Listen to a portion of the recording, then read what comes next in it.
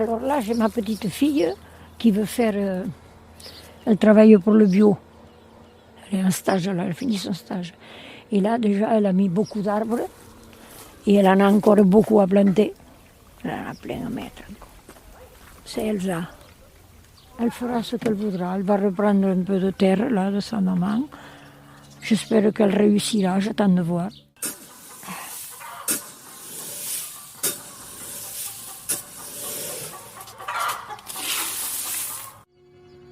Je pense qu'il y a des histoires de compensation, c'est-à-dire qu'on se donne beaucoup, parfois au-delà du raisonnable, parce qu'on sent bien qu'on est en train d'épuiser ses propres ressources. Mais la compensation, ça va être la bonne santé des plantes. En fait, on a fait exister un paysage qui n'existait pas. Donc on l'a imaginé, on l'a créé, et maintenant on l'entretient. C'est pas rien comme compensation. J'avais envie de faire un beau jardin. C'était au moins aussi important pour moi que arriver à produire. Il fallait que j'arrive à produire, mais que ce soit beau. Cet été, il s'est passé un truc assez incroyable. J'ai retrouvé Sophia Marchesin, journaliste que j'avais rencontrée à Tokyo en 2018, en plein milieu du Gers, à la ferme des Mawajites. Quelques jours avant, j'échangeais avec Léa, alors étudiante à l'école d'agroécologie voyageuse, en service civique à la ferme. Pour l'organisation d'un festival sur les paysannes, elle souhaitait mettre en lumière le travail d'une certaine Sophia, et je n'avais pas réalisé que c'était la même. En 2018, j'avais découvert le travail de Sophia sur la situation des femmes au Japon. Cette année, j'ai découvert le reportage Champs libres, signé de Sophia en 2021 et publié sur France Culture. Dans une ferme gersoise à côté de Condom, 3 générations d'agricultrices vivent sous le même toit. Sophia a suivi pendant 2 ans l'installation d'Elsa, jeune maraîchère, et le lent retrait des champs de sa grand-mère nonagénaire, Alberte. La question posée est: la terre est-elle un espace d'émancipation ou de restriction ? À travers cette histoire de transmission familiale, Sophia s'interroge sur 100 ans de mutation des pratiques agricoles, mais aussi sur l'épanouissement des femmes, leur rapport au temps, à la pénibilité du travail, au poids de la famille, dans un espace où leurs désirs personnels sont peu exprimés, leurs gestes rarement valorisés. Avant de diffuser cet épisode bonus, j'ai demandé à Sophia si elle avait des nouvelles d'Elsa, Michel et Alberte. Elle m'a répondu: malheureusement, Alberte est décédée il y a 1 an, mais Elsa est toujours maraîchère, et Michel, jamais très loin. Je remercie Sophia de m'avoir donné son accord pour diffuser son reportage sur le podcast Agroécologie voyageuse. Belle écoute.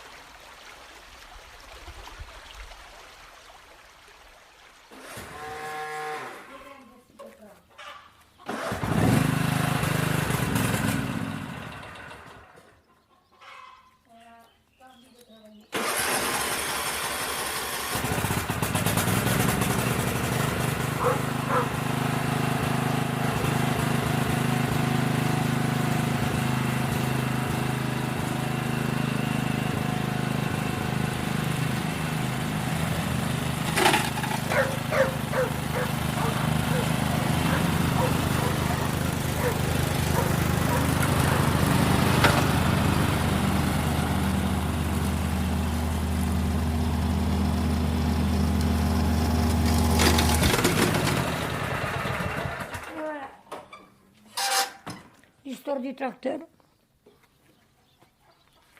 c'est beaucoup mieux que la bêche ou que la faux. Même s'il fait un peu chaud, vous êtes bien là-dessus.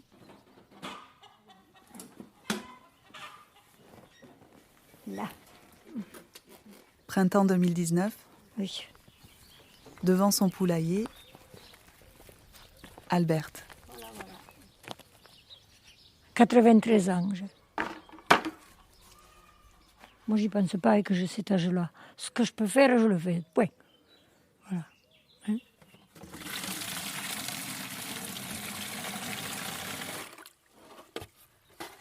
Hein? Fais-moi la thé. On va y aller bête à soigner. On s'ennuie jamais, nous. On s'ennuie jamais. Il y en a assez qui se dorlotent. Il faut regarder les feux de l'amour, là. N'importe quoi. Mais n'importe quoi. C'est pas mon truc, ça. Il faut vivre quand c'est l'heure. Après, laissons faire les jeunes. Il y en a. Voilà. Il y a des petits lapins qui sont nés par là.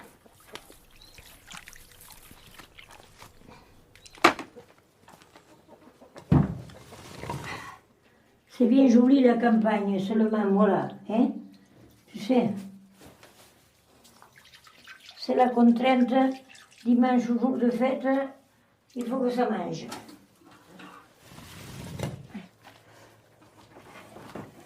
Là, allez. Le matin, je me lève un peu moins tôt, mais enfin, je me lève encore le plus tard, 7h30, 8h moins le quart.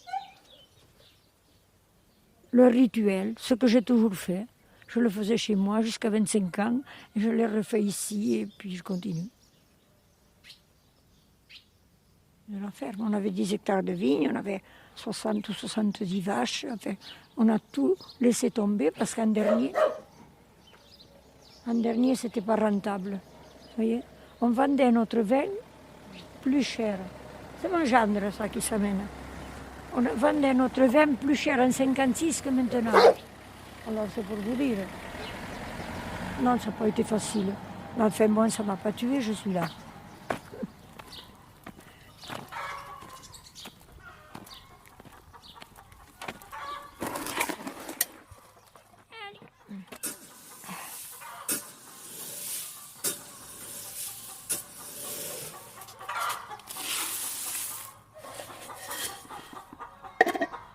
C'est toute une vie qui y passe.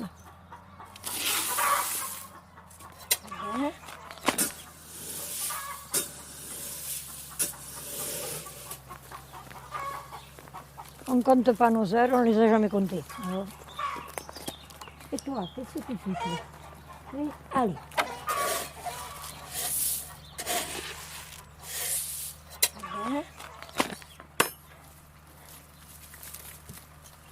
Il n'y avait rien ici. Rien. C'était une vieille ferme abandonnée. Il fallait être fou pour la restaurer. Fou. D'ailleurs, on n'avait pas de confort, il n'y avait pas de...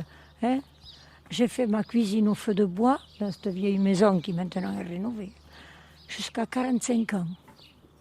Je trayais les vaches, je les amenais aux clôtures, je faisais mes clôtures, et oui, hein, c'était le travail d'un ouvrier. Alors en plus, j'avais mon beau-père qui est resté 10 ans dans un lit. À 17 ans, mon père avait manqué mourir. J'avais donc soigné mon père avec maman, bien entendu. Pendant de 17 ans à 25, il est mort. Donc, vous voyez ma jeunesse un peu où elle est passée. Hein? Voilà. Et puis après, pareil. Après, j'ai gardé ma belle-mère pendant 50 ans. Pas facile. Personne ne me voulait parce qu'elle était désagréable. Il n'y avait jamais rien qui allait, la pauvre femme. Elle est morte à 102 ans et mon mari est mort quelques mois après d'un cancer. Au moment où on allait, hein, il avait acheté une Mercedes, il l'avait fait rénover pour aller chez les campeurs un peu, puisqu'on n'avait plus de personnes âgées, quoi. Hein. Et puis il est mort d'un cancer tout de suite après. C'est le moment de ma vie. Il y en a qui me disent, tu as de la chance. Ah oui, il est temps que j'ai de la chance. Hein? Vous ne croyez pas qu'il était temps que j'ai de la chance? Mais c'est parce qu'on est tranquille, c'est parce que vous n'entendez pas des gens râler, c'est parce qu'on vit en famille gentiment. Et c'est agréable quand même. Hein?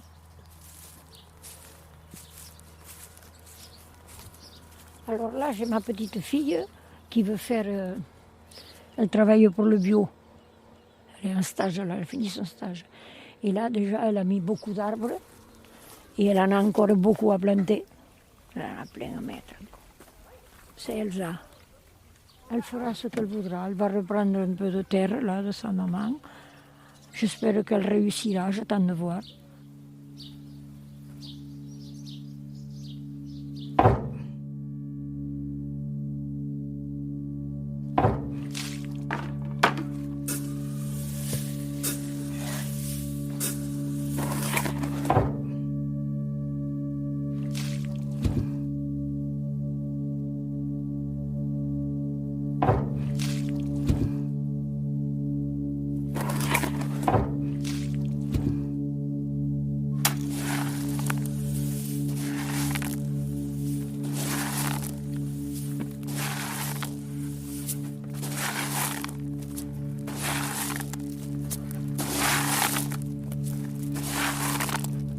Allez, on recharge.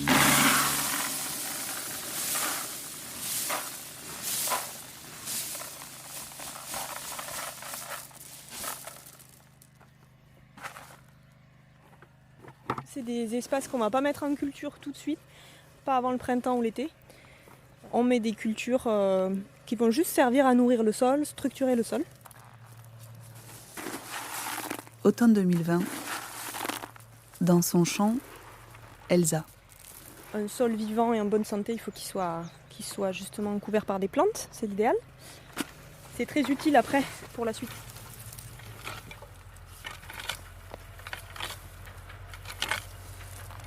Bon, voilà, on est autour de 1000 m².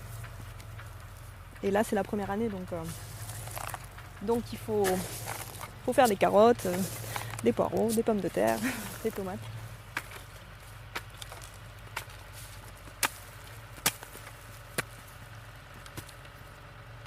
Je travaille sur très petite surface. Il y a beaucoup de maraîchers qui le font, mais c'est pas encore reconnu par les institutions qui sont encore dans la croyance dans laquelle on baigne que l'agriculture doit croître. En fait, c'est le mythe de la croissance. Et tant qu'on ne croit pas, tant qu'on n'est pas dans des grandes installations, des gros investissements, des grandes surfaces cultivées, en tout cas l'ambition de cultiver des surfaces de plus en plus grandes, on ne peut pas réussir. Et d'ailleurs, ça c'est aussi une des composantes du projet, c'est de nourrir les gens qui sont vraiment autour de nous. Déjà se nourrir nous, ça c'est la priorité, et se nourrir bien, avec des légumes diversifiés.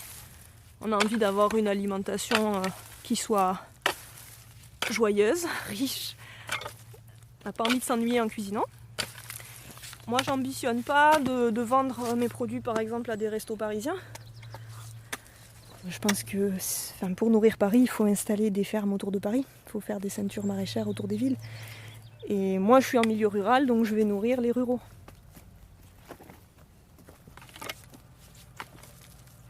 Rien n'est évident. On se pose des questions tout le temps. Moi, je reviens sur une terre familiale, mais pas avec les mêmes pratiques. C'est-à-dire, je fais du maraîchage, personne n'en a jamais fait ici. Quelque part, j'ai pas la pression de la famille pour m'expliquer comment je dois faire. Et ça, c'est quand même très, très agréable parce que je sais que ça pénalise beaucoup d'installations. J'ai pas trouvé mon compte dans mon métier de professeur des écoles. Le gros changement pour eux, c'était surtout que moi, je quitte un métier où j'étais salariée pour une vie d'agricultrice. C'était ça le plus gros choc. Parce que le bio, finalement, ils n'ont pas été tellement étonnés. Pour eux, l'agriculture, ça signifiait quand même un enfermement et une précarité, parce qu'ils l'avaient vécu comme ça. Et je comprenais tout à fait, parce que je les ai vus souffrir, moi, dans l'agriculture. Parce qu'ils avaient des dettes, parce que c'était devenu très compliqué les dernières années de vivre de leur métier, à cause de normes toujours plus strictes, notamment dans le lait. Et une pression aussi de l'agrochimie pour utiliser toujours plus de produits qui leur coûtaient cher. Et quand ils avaient tout payé, il leur restait rien. Ils ont compris que j'allais pas lâcher l'affaire, que c'était pas juste une lubie et que j'allais passer à autre chose.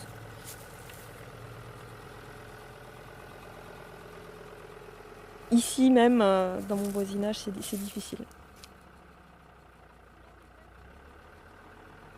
Je reviens ici, sur les terres familiales, mais avec une étiquette de néo-rural. C'est pas facile non plus, parce qu'on ne me prend pas au sérieux non plus dans le domaine agricole. Donc c'est pas évident. Les gens ont besoin souvent de catégories pour comprendre les situations. Et bon, moi, je colle pas trop à une catégorie spécifique. Mais j'espère que ça va pas durer. Je pense que quand je vais être en production et que les gens se seront habitués à moi et à ma présence ici, ça va se calmer tout seul.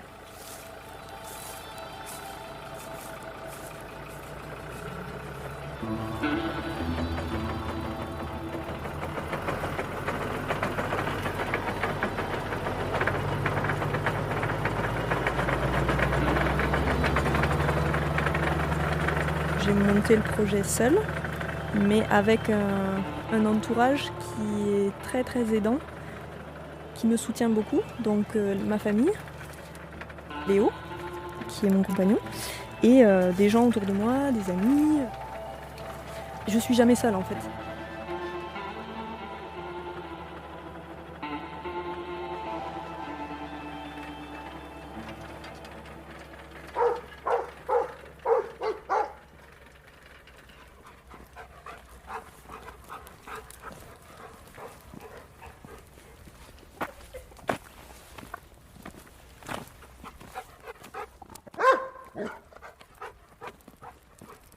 On est 3 générations, même presque 4, parce qu'avec mon frère on a un bon écart d'âge à vivre là. Il y a mamie qui y vit, qui a sa maison, ma mère, une de mes tantes et mon frère qui vit avec ma mère. Et moi je vis juste à côté de chez ma maman.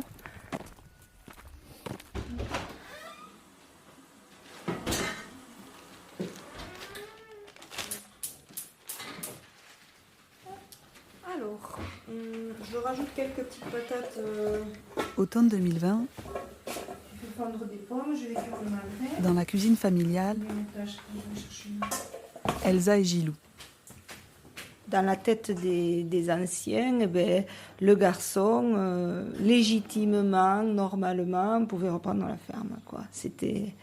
On ne se posait pas la question, on pensait qu'il y arriverait. Voilà. Mais les filles toutes seules, c'était plus compliqué, quoi. Enfin, moi, j'en connaissais pas des femmes toutes seules à la ferme, quoi.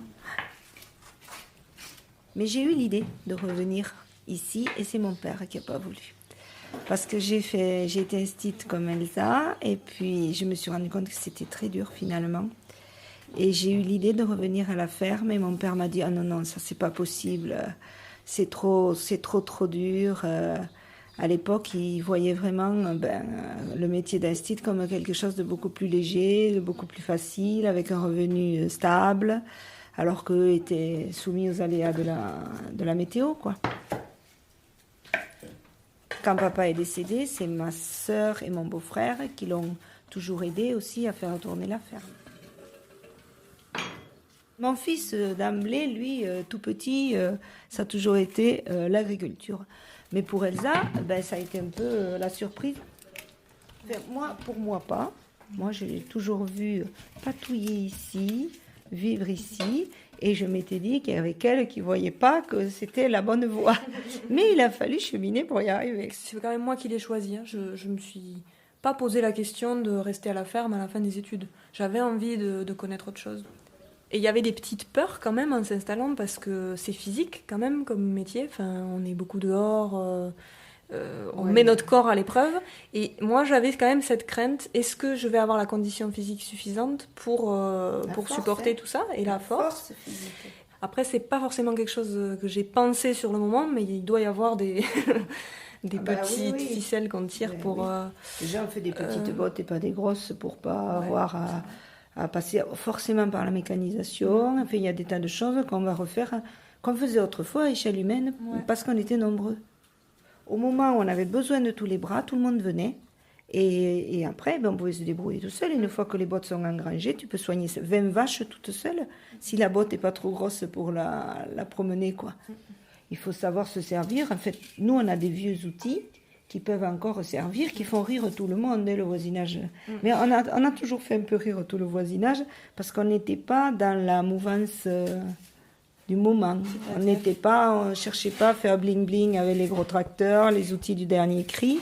Mon père, il rafistolait beaucoup de vieilles choses, et il disait, mais avec du vieux, on peut faire du neuf. Il suffit d'être malin, de savoir souder. Et on a beaucoup travaillé avec des vieux outils qui, au fond, faisaient tout à fait l'affaire à notre échelle, quoi. Mais après, je pense que ça, quand même, on l'a transmis.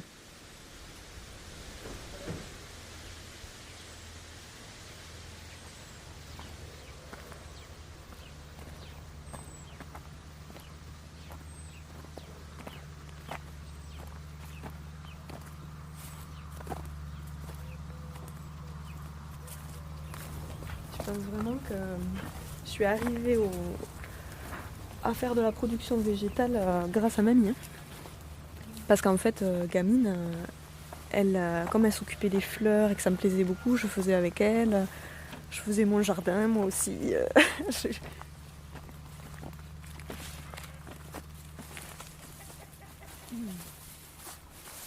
Donc là, on arrive dans une zone où ma grand-mère fait ses rempotages. Elle a donc tout son matériel pour les pots, pour rempoter les géraniums qu'elle met au chalet ou autour des maisons, parce qu'elle est très attachée aux fleurs. Et c'est aussi là qu'elle avait son produit, son glyphosate. Elle traitait jusqu'à l'année dernière les herbes qui étaient autour de la maison. On en a beaucoup discuté et finalement elle a arrêté de le faire l'année dernière. Et elle tolère un petit peu plus les herbes folles devant chez elle, mais quand elle peut, elle les arrache. Et régulièrement, à l'époque où nous on contestait l'utilisation de ces produits, elle les cachait. Donc voilà, c'était un peu la guéguerre, c'était presque drôle, mais on finissait par trouver. Donc... Bonjour. Je suis là, oui. Ça va, t'as pas faim? Oh, avec tous les pulls que j'ai, quand même, ça va aller. À moi? Bon, mais maintenant... Et tailler le rosier, c'est toi qui vas le faire aussi. Ouais, ça. il faut que tu me remontres en février, là, parce que il faut d'une année sur l'autre, j'oublie, tu vois. Comme je le fais pas assez souvent. Déjà qu'elle nous ramène à manger, ce sera pas mal. Hein. On n'est pas un peu bête de rester à l'ombre. On se met au soleil. Et on regardait. En fait, tu n'utilises plus du tout de produits sur les pieds de mur et de trottoir. Et non, et pourtant, il faudrait le faire. Tu trouves? C'est pas mal comme ça, non? C'est pas mal, regarde les rosiers. C'est pas mal comme ça. Hein? Quand tu mets du produit, il n'y a pas d'herbe comme ça. Les rosiers, ils sont propres comme là. Et là, hein? Mais ça les empêche pas de pousser, ils sont jolis. Oh, oui, tu parles, si l'herbe, elle va manger le rosier. Il faut que je me mette à les nettoyer. Alors, avec un couteau qui taille, je coupe l'herbe. Hein? Et t'as vu comment je faisais, moi, au verger, pour pas couper l'herbe comme ça et l'arracher? Oui. Ah, tu trouves que ça serait joli de la paille tout le long, toi? Bah, tu trouves ça moche? Moi, autour de la maison, j'aime pas la paille, mais bon. Hein. Vous savez, nous, on a fauché la vigne, on a bêché, je la connais, l'histoire. Mais quand le produit est arrivé, tu te rends pas compte de la différence de peine. Hein? Parce que c'était pas un jardin qu'on avait, c'était 4 ou 5 hectares de vignes. On nettoyait les pieds à la main. Hein? Bon, excuse-moi, mais... Hein? Moi, j'aurais été jeune à son époque, j'en aurais utilisé aussi. À l'époque, c'était vu comme un progrès. Et quelque part, ça l'était, avant qu'on sache les dégâts que ça occasionnait sur le sol et le vivant. C'est juste que maintenant qu'on sait, on est obligé de trouver d'autres manières de faire. Ils en trouveront, je pense, mais enfin, pour que ça tue l'herbe, il faut que ça soit efficace. Hein. Moi, j'aimais bien ce genre de truc, parce que vous aviez des rendements quand même, hein, mais les rendements, on les avait. C'est ce qui ne nous l'achetaient pas à sa juste valeur, quoi. Hein. Quand on avait tout payé, comme ils feront peut-être. Hein. Enfin, j'espère que ça ira. Moi, c'est pas parce qu'on l'a fait que je le conseillerais. Ah non. Mais enfin, c'est une vie, il fallait s'en servir, faire quelque chose. Voilà. Ça ne ferait rien qu'ils le vendent pour aller s'installer ailleurs, à qu'ils le mangent et qu'il ne reste rien. Ça m'aurait embêté de le voir. Quand même. Mais il faut vivre, c'est tout. C'est tout. C'est pour ça que je dis à mes jeunes, moi, mais gagnez votre argent, allez-vous en vacances, ne possédez rien. Et vivre, il faut vivre sa vie de jeune, sa vie de couple, il faut la vivre. Ça n'a pas de prix.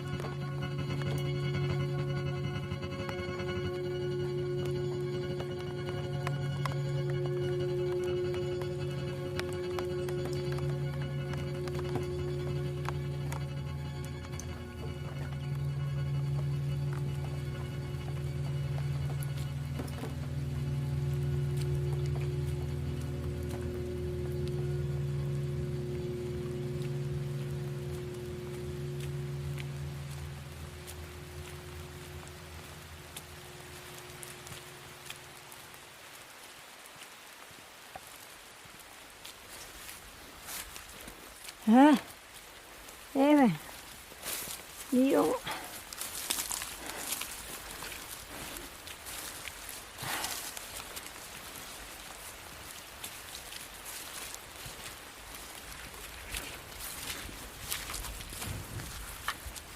Allez, on va arrêter de marcher dans la gadoue peut-être. Un peu.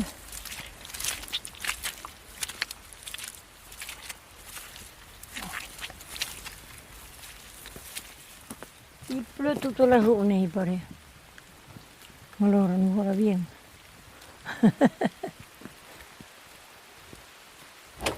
Allez. Je vais fermer. Rentre là. Reste pas dehors. Hiver 2020, Je vais fermer. chacune dans leur maison. Elsa et Albert. Je vais sortir les bottes.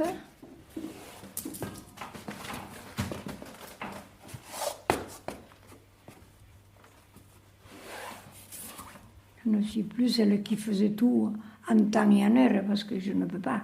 Voilà. Je me suffis, c'est déjà bien. Là. J'ai l'impression que les semaines ne finissent pas, en fait.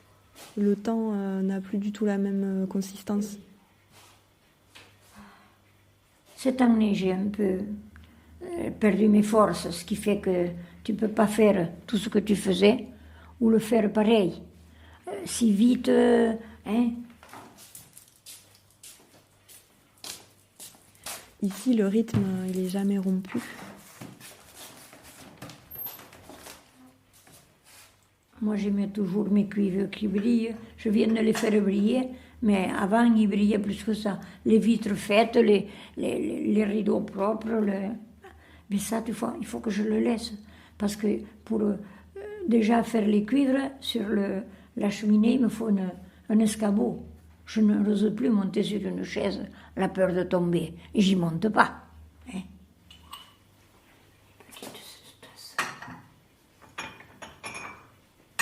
Il faut par exemple monter les jardins, quand il faut planter les vergers, quand il faut finir de construire une serre ou de la bâcher avant la pluie, avant le vent. Bien sûr, il y a des choses que je ne peux plus faire. Avant mon motoculteur, je le démarrais.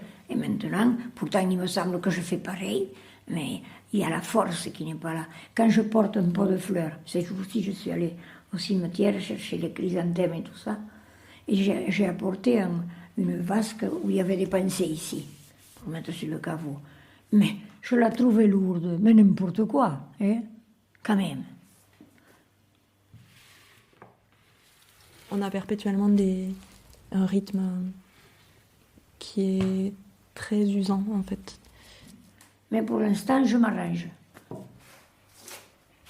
Le sucre? Moi, j'ai l'impression d'avoir beaucoup vieilli depuis 1 an ou 2, là. Il ne faut pas rester inactif. Parce que les rares fois où s'il fait trop mauvais, à part mes volailles, je ne sors pas, quoi. Hein. Eh bien, vos muscles, ils s'endorment. Mais moi, je ne veux pas... non, je continue. Hein. Je m'oblige, disons. L'année a été assez difficile quand même à vivre. Et les doutes, peut-être, viennent aussi du fait que je perçois mes propres limites. Il va falloir que je sois plus douce avec moi-même, que je prenne soin de moi et que l'écologie s'applique aussi à soi-même. Tu ne me vois pas sur un fauteuil, qu'est-ce que je vais y faire là, hein? C'est moi qui serai la première ennuyée parce que je n'ai pas été habituée à rester sans rien faire. Et quand tu les vois, maintenant j'y vais plus à la maison de retraite là, mais avant j'avais ma belle-sœur, j'avais un cousin. J'y allais quand je te les voyais tous là, mon Dieu, les pauvres. Hein? Que tu attends qu'on te serve, que tu attends qu'on te fasse la toilette, ça doit être terrible. Hein? Enfin, moi, ça serait terrible. J'embête personne, ou pas trop. Voilà. Avec ma grand-mère, on s'aime, on vit ensemble et on est heureuse de ça. Et depuis que je suis revenue à la ferme, on a un petit peu un rapport qui s'est inversé, c'est-à-dire qu'elle a pris soin de moi tout le temps de mon enfance, de mon adolescence et même au-delà. Et en fait, en rentrant, je me suis rendu compte qu'elle était fatiguée de faire à manger tous les jours et que finalement, le rapport pouvait s'inverser doucement si ça lui allait. Alors au début, elle a un petit peu résisté. Mais petit à petit, elle s'est laissée faire et elle a accepté que je prenne soin d'elle. Ça, tous les jours, ils viennent voir si ça va, si... Et oui, comme les gosses. Hein. Oui, mamie. Mamie, elle est là. Elle les aide quand elle peut, avec ce qu'elle a. Ce que je ne peux pas faire, je suis contente qu'ils me le fassent.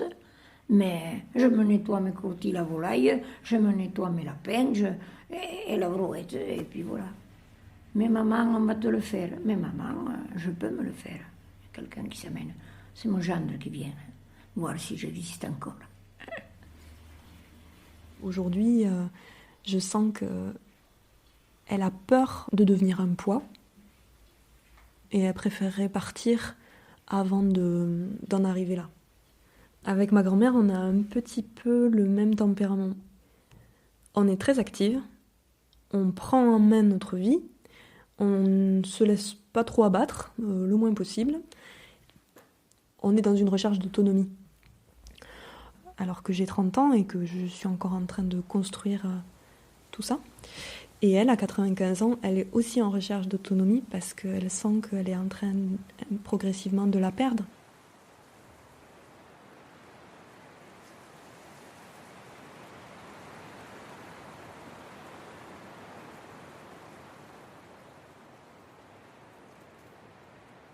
C'est peut-être une histoire de famille, lutter. Je me suis battue là où il a fallu se battre, c'est tout, quoi.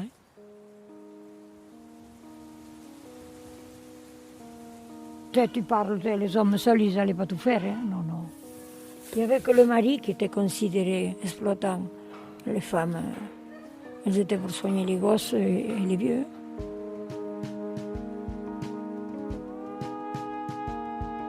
Je représentais des choses au-delà de ce que je pouvais imaginer. Donc le bio, le fait de ne pas être passé par un système de formation agricole classique, le fait de m'installer juste en tant que femme et pas en couple avec un compagnon qui m'aide sans compter. On arrive à tout faire, je ne sais pas comment. C'est après, quand vous ne le faites plus, vous vous dites, mais comment j'arrivais à tout faire? Mais c'est sûr que le modèle de mamie, quelque part, il faisait écho à tout ça, parce qu'elle ne s'est pas laissée faire. Enfin, cette façon d'appréhender la vie, quand même, elle nous l'a transmis. Moi, je pense que l'action qu'on fait quand on s'installe en tant que femme dans l'agriculture, il faut la penser d'un point de vue politique et à tous les niveaux, et du coup aussi d'un point de vue féministe. C'est une prise de possession du territoire, c'est affirmer son corps dans un espace où on ne l'attend pas forcément, quand même. Tout ça, pour moi, c'est des actions féministes aussi.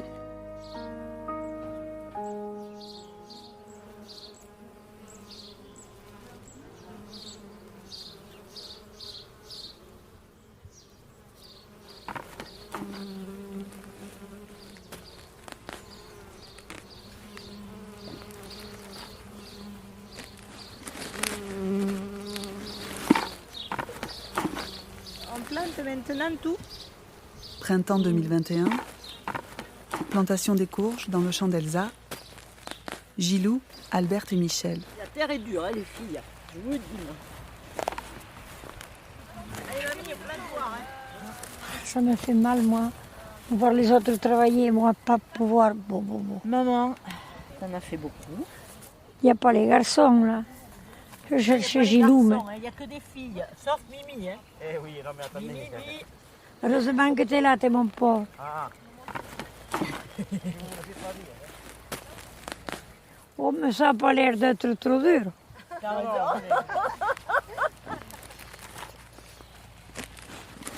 Maman, juste une chose, avec ton bâton, fais pas un trou dans le... Mais je n'appuie pas, Voilà, pas. c'est bien, parce qu'on va se faire engueuler. En plus, Ben oui, il faut pas lui mais faire non. des trous quand même.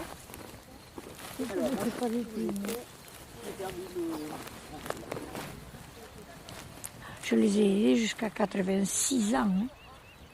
Je tenais la route mieux que Michel. Tout ce que je n'aimais pas faire. Il a retourné la tomate. Je ne serais jamais allée travailler dans une ferme si ça n'avait pas été une ferme familiale, puisque moi, c'était pas mon truc du tout. Enfin, je participais énormément aux travaux. On ne m'en donnait pas le choix, de toute façon. Mais moi, c'était quelque chose qui me déplaisait beaucoup. Enfin, ça ne me plaisait pas, voilà, exactement. Voilà. Mais après, donc, je me suis mariée à 18 ans, je suis partie. Et après, à pratiquement 40 ans, on est revenu là. Papa partait à la retraite. Et que nous, on n'était pas du tout dans l'agriculture, mais on était en ville, en fait. On a eu l'opportunité, là aussi, de travailler, de s'occuper de salles de cinéma, et c'était une belle expérience. Moi, j'en garde un excellent souvenir, et puis voilà. Nous, on aura pu avoir la fierté d'être arrivé à conserver le patrimoine initial. Même s'il n'est pas grand, voilà, ça c'était quelque chose d'important pour nous, parce que c'est quand même pas facile de vivre de l'agriculture, du moins peut-être nous parce qu'on n'était pas assez expérimentés, je ne sais pas. Mais je m'aperçois que même des gens expérimentés ont quand même de la difficulté. Et nous, moi, à la fin de ma carrière, je me dis, les terres sont restées à la famille, du moins l'initiale. On n'a peut-être pas fait beaucoup évoluer, mais au moins on a pu conserver ce petit patrimoine qui peut être transmis du coup aussi à nos neveux, qui peuvent essayer d'y faire quelque chose. Enfin, moi je trouve que ça c'est chouette.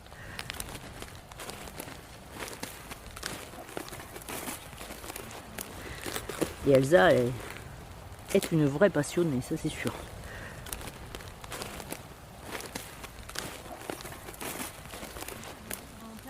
J'avais pas les prédispositions à supporter des choses que d'autres supportent, parce que c'est leur truc, quoi. Voilà, il faut être prêt à travailler tout le temps, à très peu penser à soi. Quand tu as une journée de vacances, c'est comme ceux qui en ont 3 semaines d'un coup, quoi. Nous, quand tu avais une journée de libre, tu avais l'impression d'avoir... c'était la lune, quoi. Parce qu'on avait des vaches, de la vigne, le tourisme, en fait, t'as tout. Et ça te tient complètement, quoi. C'est obligé. Il a retourné la tomate. Mais qui c'est ça? qui arrive par là. C'est plus le barrissement de l'éléphant que le cochon. Tu sais, tu serais dans le bois que tu aurais presque peur. Hein? J'ai jamais entendu ce bruit, moi. Bon, je vous laisse, les enfants. Bonne continuation. Moi, je remonte.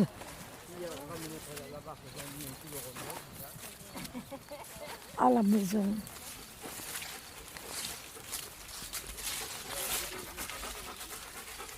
Là, il paraît qu'il va faire mauvais ce soir. Il va grêler. Pourvu qu'il ne grêle pas, surtout. J'allais voir Gilou là-haut, mais je vois qu'elle est là. Tout à l'heure, bon courage.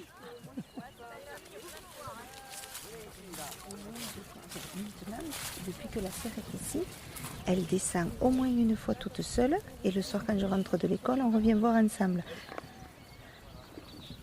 Et finalement, le point d'intérêt le plus vivant, il est ici maintenant. En haut, on y travaille ponctuellement, mais il y a peu de choses à faire par rapport à ici où il faut travailler tous les jours, quoi. Gilou, vous êtes beaucoup impliqué, non, dans ce projet? Vous dites souvent « on ». Oui, parce qu'on en parle beaucoup, parce que je vis avec Elsa. Je suis à un an de ma retraite d'instit et que je me vois une autre vie derrière. Et puis de toute façon, moi j'ai toujours beaucoup aimé la ferme, j'ai toujours vécu dessus. Et je suis absolument ravie qu'il s'y passe quelque chose, quoi. Chaque fois qu'il y a des gros coups de chantier, on les fait ensemble. On n'est pas forcément sur les tâches dures, et encore que là, les dernières ont été vraiment partagées. On a vraiment partagé quelque chose de très fort avec Elsa quand on a fait la tranchée. Parce qu'on a fait quelque chose de très difficile. On a fait 8h30 dans la tranchée sans manger, pour finir, pour rendre l'appel à l'heure et tout. Épuisé quand on a fini, mais on s'est regardé, on s'est dit là, on s'est battus toutes les deux, on y est arrivé, on a relevé un défi, quoi. Et après, si ça marche pas comme on veut, il y a toute la partie météo, intempéries, qu'on gérera pas, mais je veux dire humainement et dans l'effort, on sait qu'on a mis le meilleur de nous-mêmes ensemble, quoi. Mais enfin, bon, être ici avec les enfants, c'est quand même, je veux dire, c'est gratifiant. On se sent unis, utile. On porte quelque chose ensemble, quoi. Mais ne serait-ce que préparer le repas quand eux ont travaillé dur, tu les vois heureux de s'asseoir et ils le disent. Ça tient tout le monde, quoi. Donc tu sais que même si tu n'es pas en train de gratter la terre, tu as une mission à côté qui est tout aussi importante, quoi. Tenir le moral, la santé, ça fait partie. Enfin, bien manger chez nous, tu sais bien que c'est une religion. C'est un projet qu'on portera ensemble après, quoi. Oui, c'est sûr.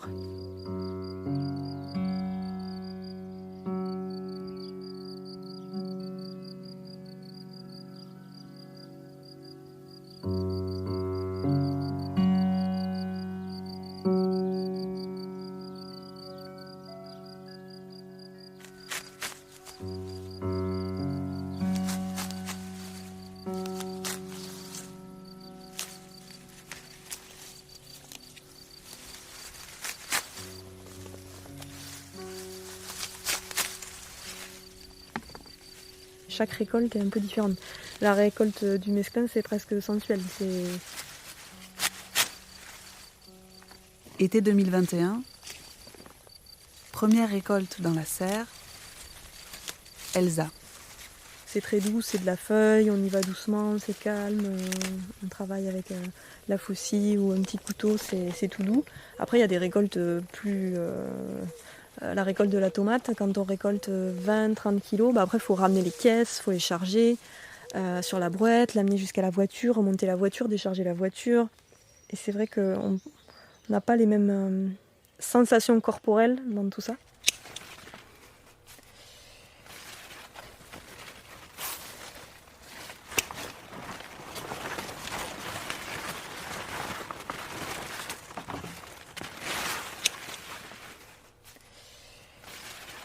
C'est une serre, elle est toute verte. Voilà, il y a un mur de tomates cerises qui fait à peu près 3,50 m de haut. Et un mur très haut de haricots violets et de haricots beurre qui sont en train de filer sur les fils de culture et qui vont peut-être faire une sorte de petite tonnelle. Là, il y a des oignons, du basilic, des ciboulettes et des poivrons.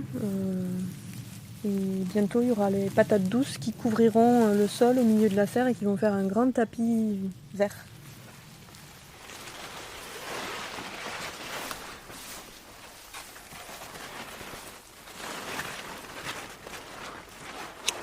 Le printemps a été... En fait, la fin de l'hiver et le début du printemps ont été très secs, très chauds. Donc les cultures ont démarré très vite, beaucoup de végétation. Donc c'était super, on a des plantes très forts très tôt, on a planté avec au moins 2 semaines d'avance dans la serre. Et au 7 avril, une gelée très très forte. J'ai pas vu le coup venir et le matin je suis arrivée, les tomates étaient noires, fondues. C'est choquant, hein. C'est choquant quand on les a fait naître, qu'on les a transplantées, qu'elles sont magnifiques. Et puis après on se dit bon ça va repartir, ça repart du pied ou on replante. Mais c'est vrai que ça fait mal au cœur, quoi. Et ça a été sans cesse comme ça. Le fait de travailler avec du vivant, ça me crée des obligations morales, en fait. C'est-à-dire, j'ai mis des plantes en terre, et maintenant, j'ai envie qu'elles vivent dans des bonnes conditions. Donc, ça m'empêche un peu parfois de partir 2 jours quelque part, parce que je me dis, ben oui, mais... Même si je confie à quelqu'un le soin d'ouvrir et de fermer la serre, je suis jamais tout à fait tranquille parce que moi je sais exactement, selon le vent, le temps qui change, à quel moment intervenir. Et je sais que les autres n'ont pas ce regard-là. Donc, et ça, je sais que ça va venir. Hein, parce qu'au bout d'un moment, il faut savoir partir pour revenir avec plaisir au jardin.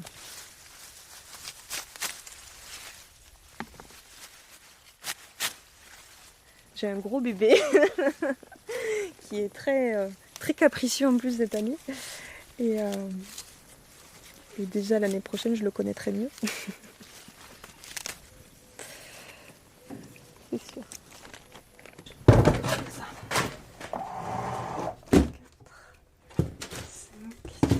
7, 8.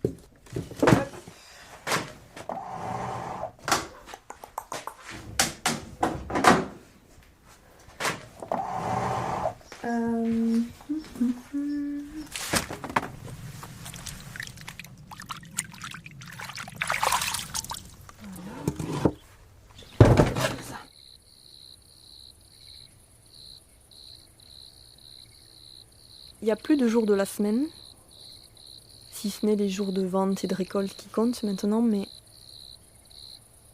les jours s'étirent, les semaines s'étirent, les mois s'étirent, il n'y a plus... C'est une notion du temps complètement différente. Et je suis en perpétuel mouvement. Je circule beaucoup dans le jardin, pour pas dire que je cours même. Et en même temps, dans ma tête, ça mouline en permanence. Je suis aussi toujours en train de voir ce que j'ai pas fait, ce qui me reste à faire, et essayer d'organiser les priorités pour essayer d'agir au mieux, d'agir au bon moment quand je peux. Donc la question du temps, elle me préoccupe tout le temps.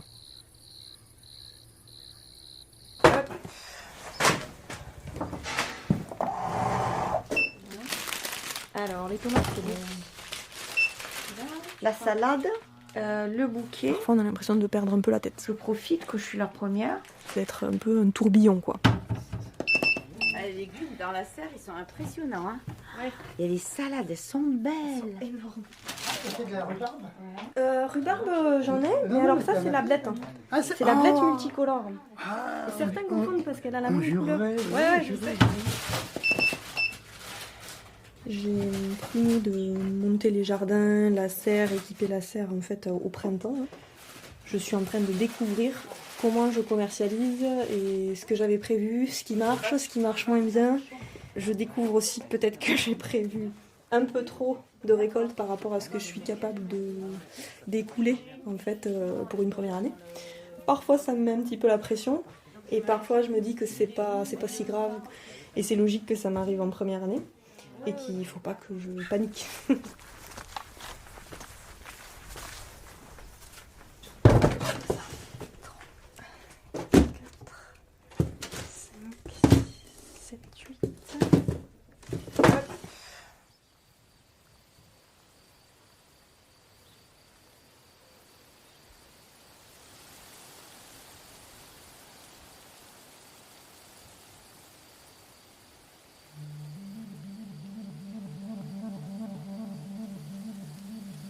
Les saisons t'entraînent, quoi. Tu es entraîné dans un... C'est une spirale, en fait, de la nature, mais tu y es dedans, quoi. Ma grand-mère, elle n'était jamais sortie. Jamais. En fait, moi, le camping, je m'en occupe depuis 1997. C'est la date à laquelle papa est décédé. Et donc, je pense que mon père, quand il a créé ça, et pas que lui, l'ensemble des campings à la ferme, c'était vraiment dans l'esprit de la rencontre de gens vers lesquels nous, on ne pouvait pas aller, vu l'esclavage du travail. Où, voilà. Mes parents, je crois qu'ils sont partis 3 fois en vacances en tout. Et on était esclaves parce qu'on ne pouvait pas s'en aller. On est tous esclaves de son boulot. Hein? Le temps où on est resté au cinéma, le cinéma, c'est une découverte extraordinaire de tout. Bon, mais ici, nous, on a retrouvé des situations qui ressemblaient à certains films, finalement. Il y a un espace d'évasion, un espace d'histoire. Il me fait du bien, ce lieu-là.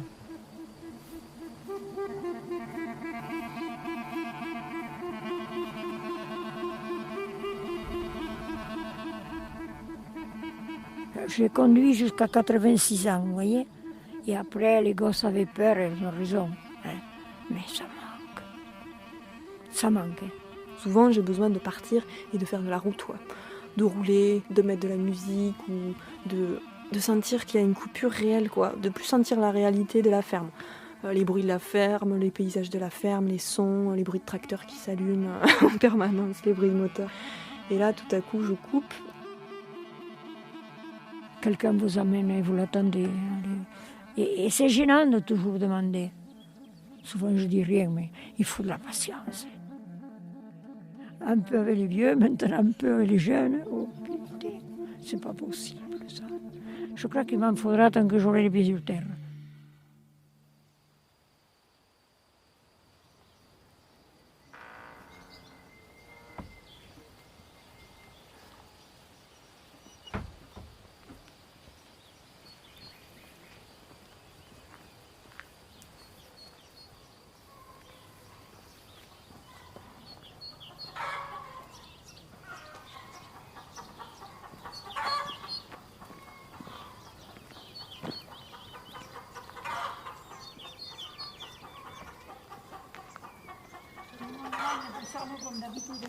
Été 2021, Et pourtant, bonjour les filles. encore dans son poulailler, Le train-train.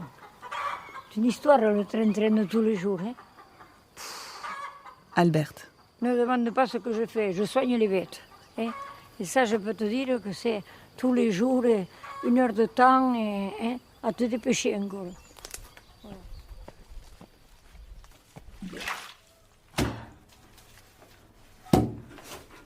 Il faut que ça mange. Allez, hop.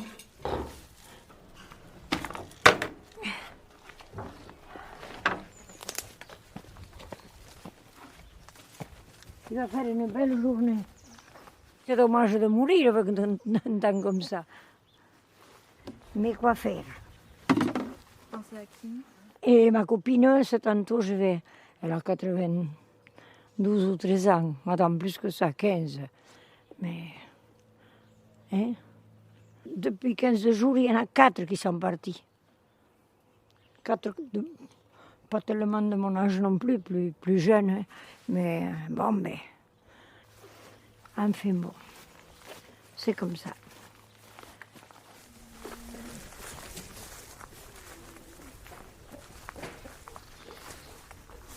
Allez, j'allais aller faire le tour des bois pour marcher.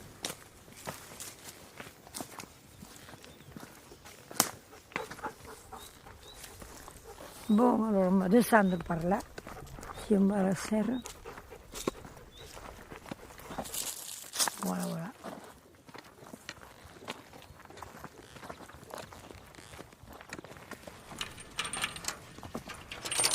Mais moi, je ne vais pas vous expliquer grand-chose.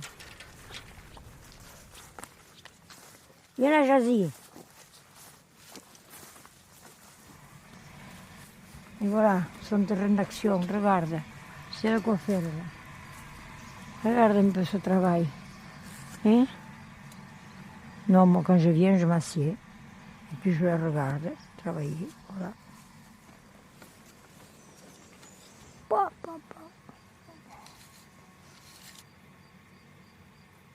Cette année, c'est la cata parce que je n'ai pas fait comme d'habitude. J'ai pas bu. T'as pas toujours 20 ans, hein, tu sais. Ça se calme. Hein. Obligé. Et je ne me plains pas parce qu'à bientôt 100 ans, peut-être qu'il vaudra mieux arrêter.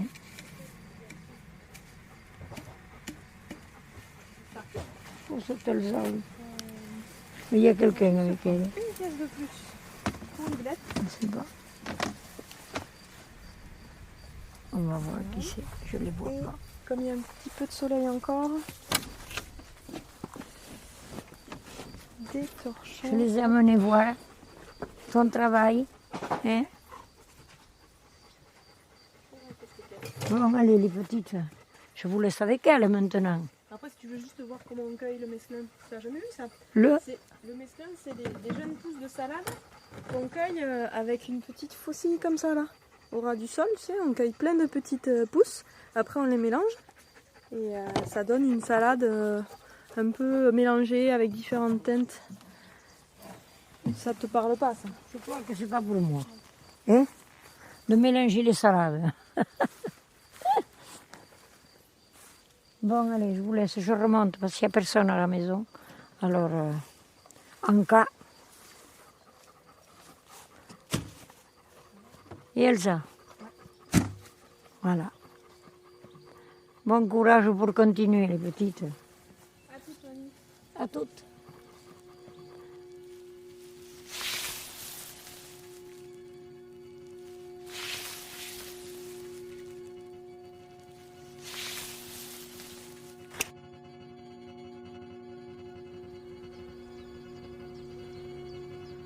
Je pense qu'il y a des histoires de compensation, c'est-à-dire qu'on se donne beaucoup, parfois au-delà du raisonnable, parce qu'on sent bien qu'on est en train d'épuiser ses propres ressources.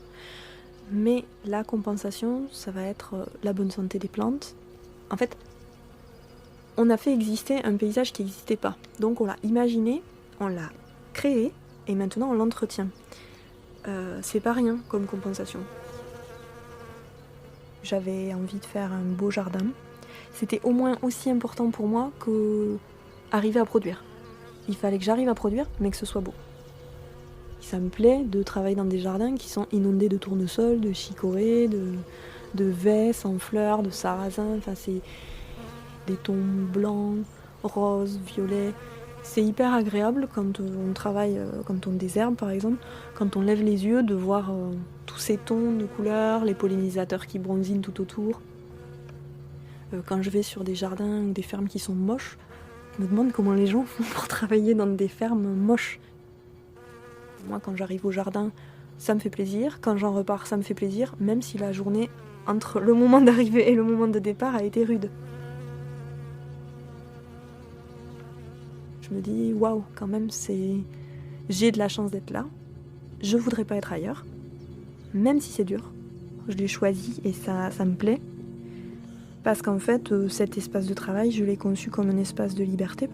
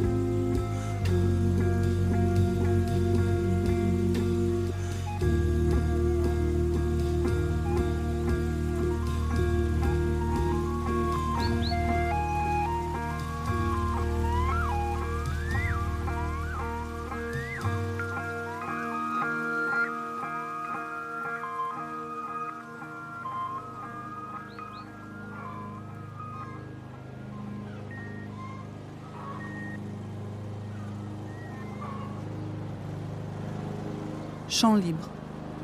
3 générations d'agricultrices au fil des saisons. Un documentaire de Sophia Marchezin, réalisé par Annabelle Brouard.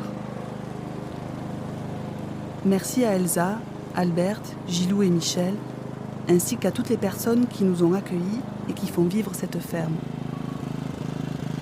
Merci également à la photographe Sandra Mel, qui m'accompagne auprès de cette famille depuis 2 ans. Mixage, Valérie Lavallard. Coordination, Inès Duperron et Aurélie Charon.